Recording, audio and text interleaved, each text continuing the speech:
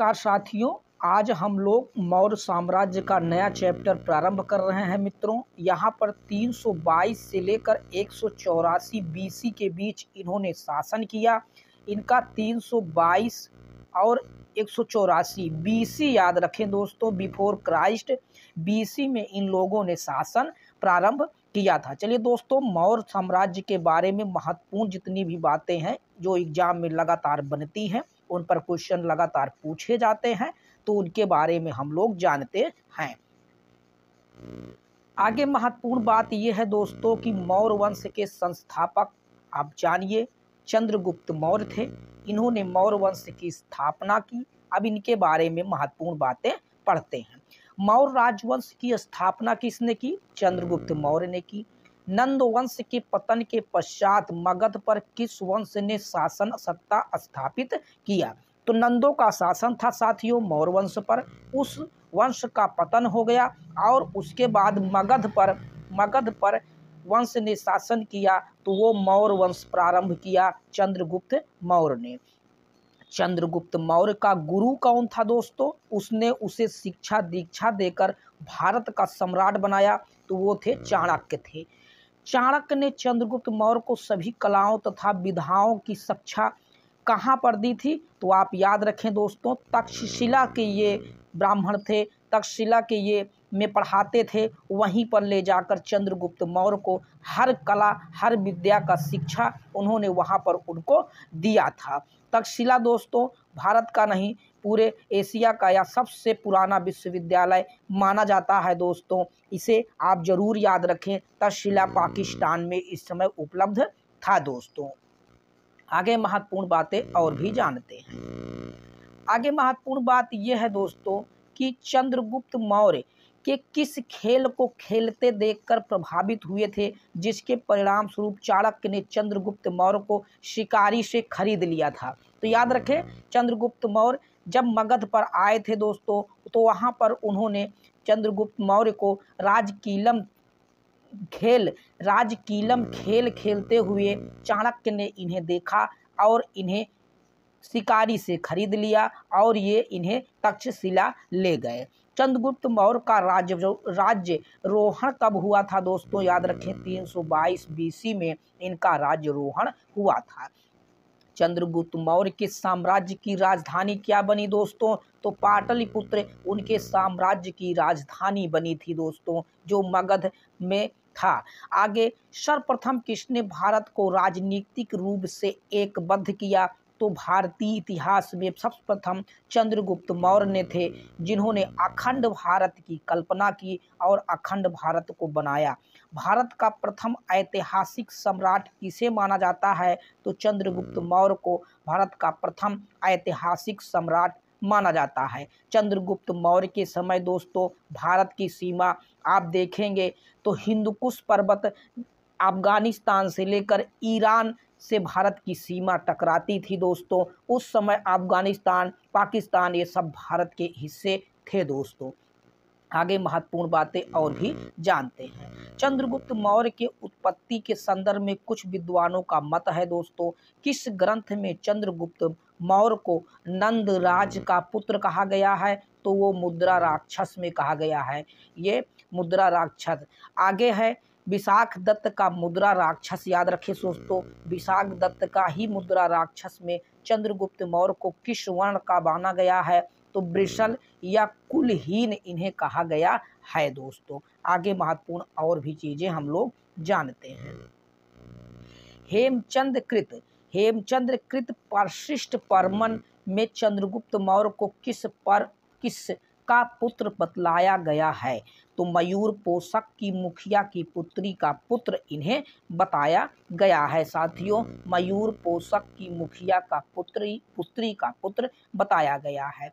क्षेमेंद्र कृत बृहद कथा मंजरी तथा सोमदेव कृत कथा सरित सागर में चंद्रगुप्त मौर्य को उत्पत्ति किस वर्ण से की गई है? तो उन्हें इस शूद्र वर्ण से बताया गया है। क्षेमेंद्र कृत बृहद कथा मंजरी सोमदेव कृत कथा सरित सागर में इन्हें शूद्र बताया गया है। बौद्ध ग्रंथ महाबोधिवंश में चंद्रगुप्त मौर्य को किस राजकुल का बतलाया गया है? तो उन्हें राजकुल का कहा गया है। राजकुल का वो बतलाया गया है कि वो राजा से संबंधित थे दोस्तों। चंद्रगुप्त मौर्य के संदर्भ में विदेशियों का क्या मत रहा है दोस्तों? तो एरियन और प्लूटार्क ने चंद्रगुप्त मौर्य की पहचान किस रूप में वर्णित की है? तो एंड्रोकोर्स के रूप में वर्णित किया है।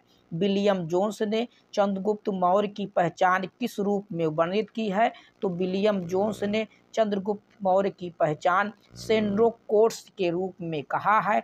सेंड्रोकोर्स और एंड्रोकोर्स नामों का तदात्म्य चंद्रगुप्त मौर्य के साथ किसने स्थापित किया? तो विलियम जोन्स ने सर्वप्रथम इस बात का खुलासा किया कि सेंड्रोकोर्स और एंड्रोकोर्स चंद्रगुप्त मौर्य के नाम थे। सेंड्रोकोर्स चंद्रगुप्त मौर्य और सिकंदर महान की भेंट का उल्लेख किसने किया है? तो जस्टिन और प्लूटार्क ने कहा है कि सेंड्रोकोर्स चंद्रगुप्त मौर्य और सिकंदर का एक दूसरे के साथ मुलाकात हुई थी। आगे महत्वपूर्ण बातें और भी जानते हैं दोस्तों। चंद्रगुप्त मौर्य की सेना को किसने डाकुओं का गिरोह कहा है? बहुत इंपॉर्टेंट है दोस्तों। डाकुओं का गिरोह जस्टिन ने डाकुओं का गिरोह कहा है। आगे महत्वपूर्ण बातें और भी हम लोग जानते हैं दोस्तों। पीडीएफ पर आधारित वीडियो आप इसे लाइक और कमेंट या सब्सक्राइब जरूर कर लें दोस्तों। लगातार इतिहास का वीडियो आपको डाला जा रहा है, आपको सभी महत्वपूर्ण बातें इसमें बताई जाएंगी। किन यूनानी इतिहासकारों ने लिखा है कि चंद्रगुप्त मौर्य ने 6 लाख सेना के साथ, याद रखें साथियों, 6 लाख सेना के साथ समूचे भारत पर अपना आधिपत्य स्थापित किया? तो ये जस्टिन और प्लूटार्क ने कहा है।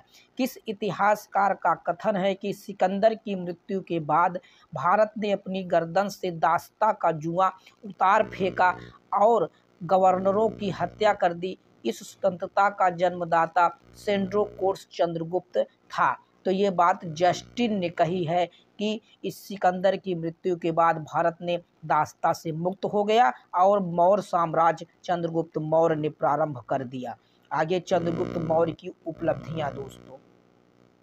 चाणक्य ने किस कार्य की पूर्ति के लिए चंद्रगुप्त को तैयार किया था? ध्यान दीजिए साथियों, चाणक्य ने चंद्रगुप्त मौर्य को कौन सा कार्य उनके दिमाग में था? तो यूनानियों के विदेशी शासन से देश को मुक्त कराना। तो पहला काम यह था कि उन्होंने यूनानियों को, विदेशियों से भारत को मुक्त कराना चाहते थे। दूसरा काम था कि नंदों के घृणित और अत्याचारपूर्ण शासन को वो समाप्त करना चाहते थे। तो इन 2 कारणों से उन्होंने चंद्रगुप्त मौर्य को तैयार कराया था। चंद्रगुप्त मौर्य सर्वप्रथम अपना विजय अभियान किस क्षेत्र से प्रारंभ किया? तो आप याद रखें साथियों, सर्वप्रथम उन्होंने सिंध और पंजाब के क्षेत्रों को जीता। तो आप ध्यान दीजिए, उधर से आक्रमण करने वाले सभी लोगों ने सर्वप्रथम सिंध और पंजाब क्षेत्र पर आक्रमण किया था।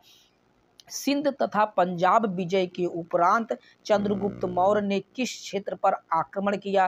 तब उन्होंने मगध पर आक्रमण किया, जो उस समय शासन सत्ता का केंद्र बिंदु था दोस्तों।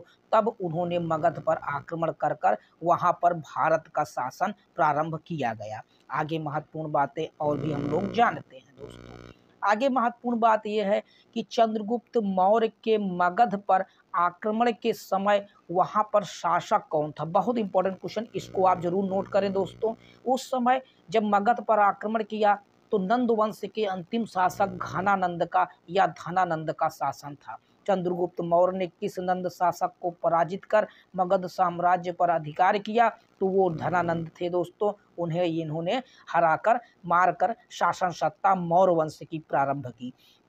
किस यूनानी इतिहासकार ने उल्लेख किया है कि सेलुकस ने सिंधु नदी पार करके चंद्रगुप्त मौर्य से युद्ध किया था? तो इस बात की चर्चा एपियानस ने करी है कि जो है सेलुकस निकोटर ने भारत पर आक्रमण किया और चंद्रगुप्त मौर्य के साथ युद्ध किया था। तो ये महत्वपूर्ण बातें आप जरूर याद रखें दोस्तों, इन दोनों के बीच युद्ध हुआ था। आगे महत्वपूर्ण बातें और भी जानते हैं।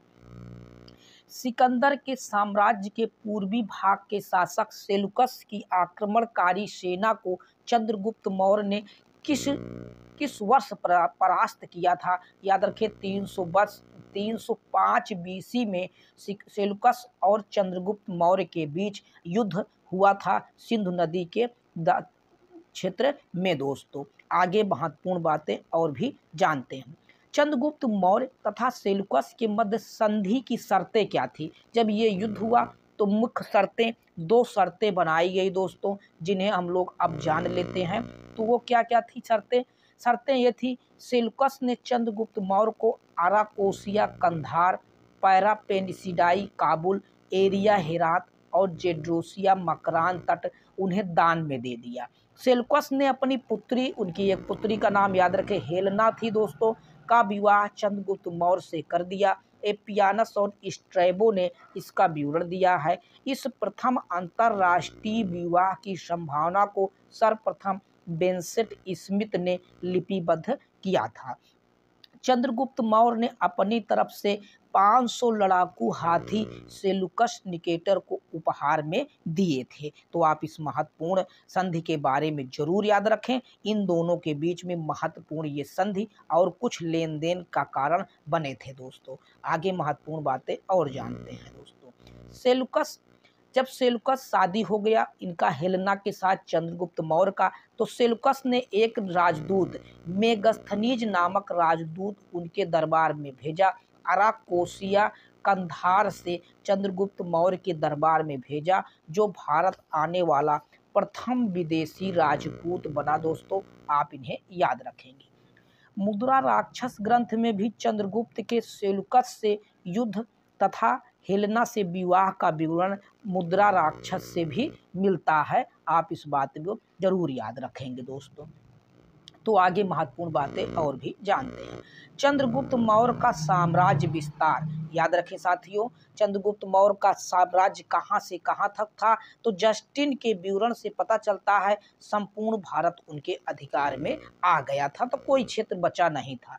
चंद्रगुप्त मौर्य का विशाल साम्राज्य उत्तर पश्चिम में ईरान, याद रखें अभी हमने आपको बताया आज ईरान की जो सीमा है वहाँ से टकराती थी। सीमा से लेकर दक्षिण उत्तरी कर्नाटक तक जो है, दक्षिण में कर्नाटक तक इनकी सीमा रही थी। पूर्व में मगध से लेकर पश्चिम में सौराष्ट्र, पूर्व में मगध को लेकर पश्चिम में सौराष्ट्र, सोपारा तक संपूर्ण प्रदेश उसके साम्राज्य के अधीन था। नोट, कुछ महत्वपूर्ण नोट बात है दोस्तों। स्मिथ के अनुसार हिंदुकुश पर्वत पर भारत के वैज्ञानिक सीमा थी दोस्तों। यूनानी लेखक इसे पैरोपेनियस या इंडियन काकेसस भी कहते थे। तो यूनानी लोगों ने दोस्तों इसी हिंदुकुश पर्वत भारत की सीमा, उस समय आप ध्यान दीजिए दोस्तों, तो आप अफगानिस्तान से की हिंदुकुश पर्वत और ईरान से टकराने वाली विशाल सीमा भारत की लगती थी मध्य एशिया से दोस्तों। आप जरूर याद रखें। चंद्रगुप्त मौर्य से संबंधित महत्वपूर्ण प्रश्न भी आप याद करें। किस मौर्य सम्राट ने दक्कन की विजय प्राप्त की थी? चंद्रगुप्त मौर्य थे। मालवा, गुजरात, महाराष्ट्र को किस मौर्य शासक ने पहली बार जीता था? तो वो थे चंद्रगुप्त मौर्य थे।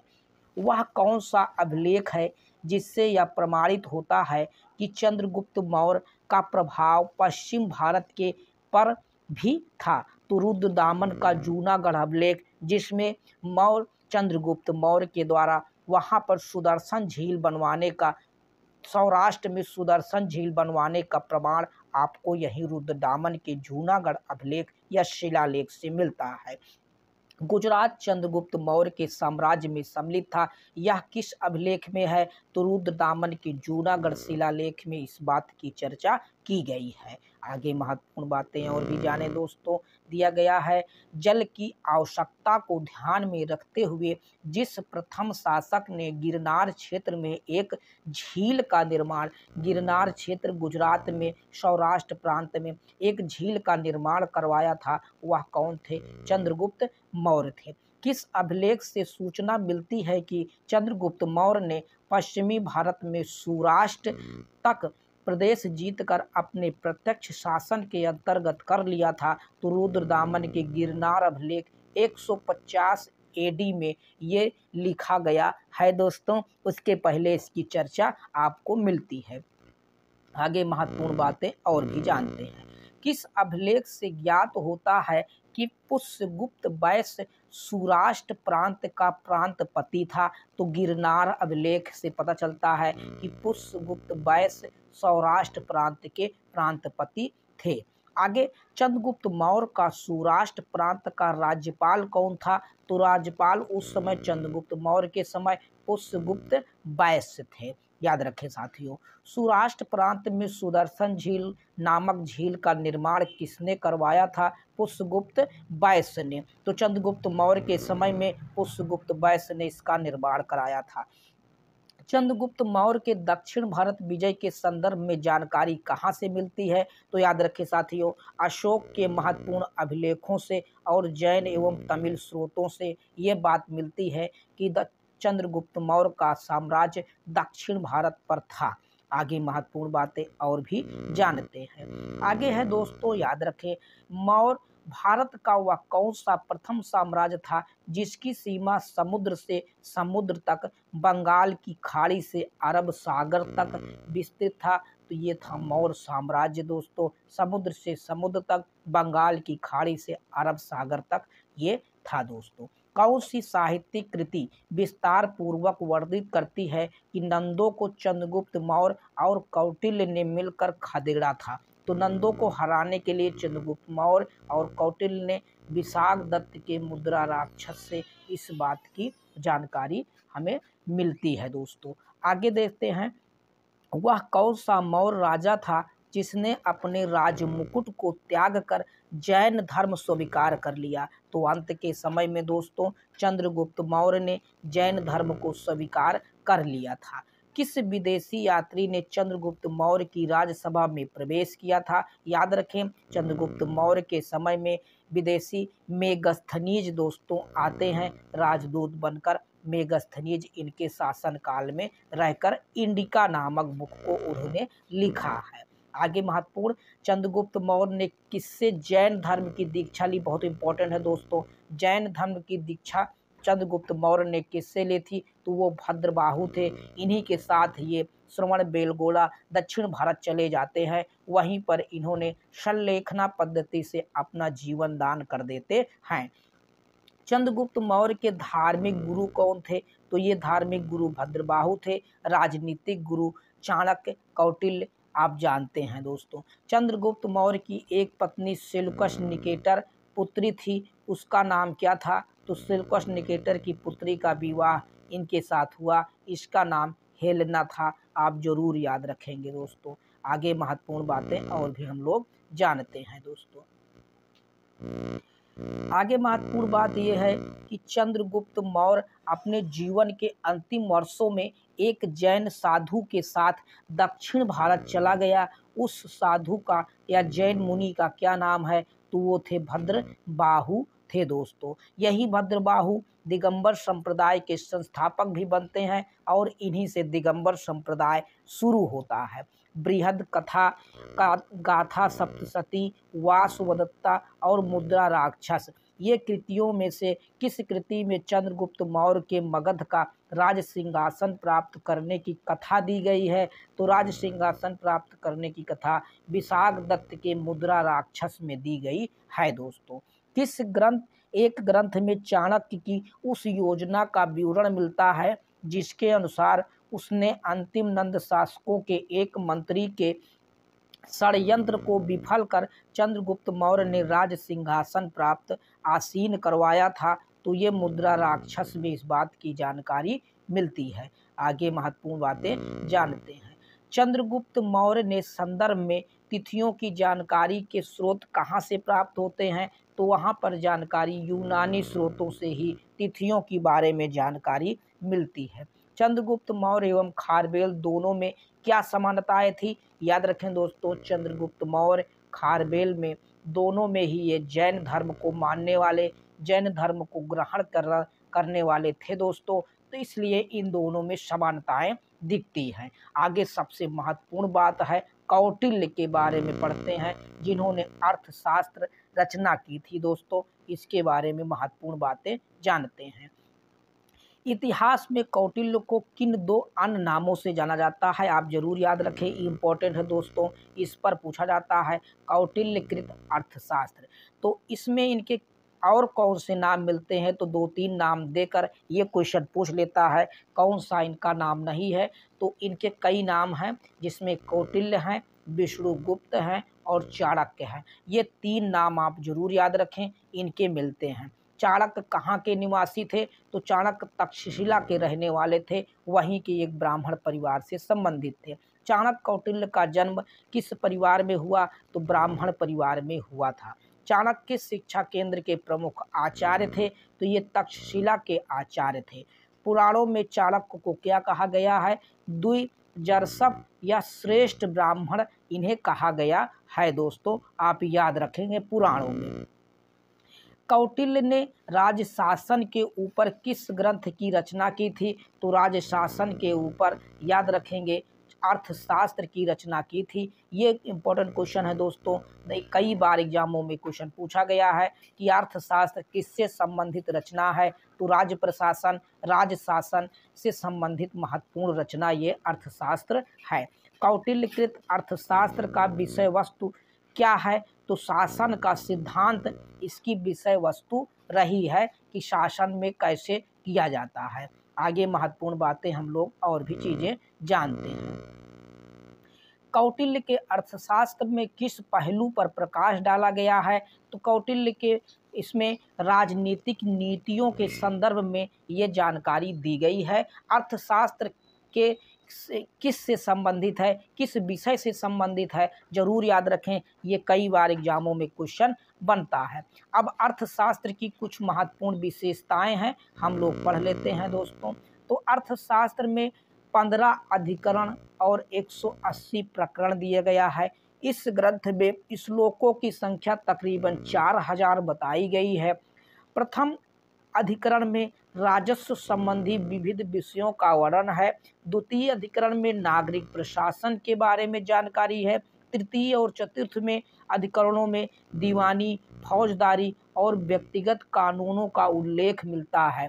पंचम अधिकरण के अंतर्गत सम्राट के सभासदों और अनुचरणों के कर्तव्यों और दायित्वों के बारे में ये बताया गया है कि लोगों को कैसे काम करना चाहिए। तो अलग अलग अधिकरणों में अलग अलग महत्वपूर्ण शासन व्यवस्था के बारे में जानकारी दी गई है। छठे अधिकरण की अगर बात किया जाए दोस्तों, तो छठे अधिकरण में सबसे महत्वपूर्ण सप्तांग की बात की गई है। सप्तांग सिद्धांत की चर्चा किसने की है, तो वो थे कौटिल्य, जिसमें उन्होंने स्वामी, अमात्य, राष्ट्र, दुर्ग, बल, कोष और मित्र जैसी महत्वपूर्ण इनकी कल्पना उन्होंने इसमें सप्तांग सिद्धांत में की है। और इनके कार्यों का विवरण भी दिया गया है कि इनके कार्य क्या क्या हो सकते हैं।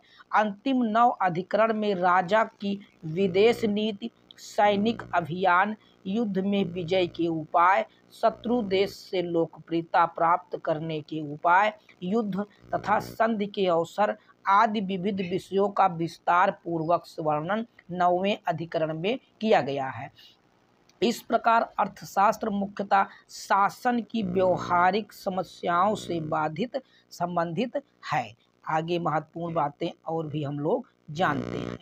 आगे महत्वपूर्ण बात यह है दोस्तों, किस पुरातत्वविद ने कौटिल्य के अर्थशास्त्र की पांडुलिपि को सर्वप्रथम खोजा तथा उसका अध्ययन किया था, तो सर्वप्रथम इसे खोजने वाले आर शाम शास्त्री थे। आप इस नाम को जरूर याद रखें। तो ये रहा महत्वपूर्ण दोस्तों चंद्रगुप्त मौर्य साम्राज्य से संबंधित महत्वपूर्ण वीडियो। लगातार इस पर कई वीडियो आएगी मौर्य वंश से। आप चैनल सब्सक्राइब कर लें दोस्तों और ध्यान से इन्हें महत्वपूर्ण बातों को जानें। ठीक है दोस्तों, नेक्स्ट वीडियो में हम लोग मिलते हैं।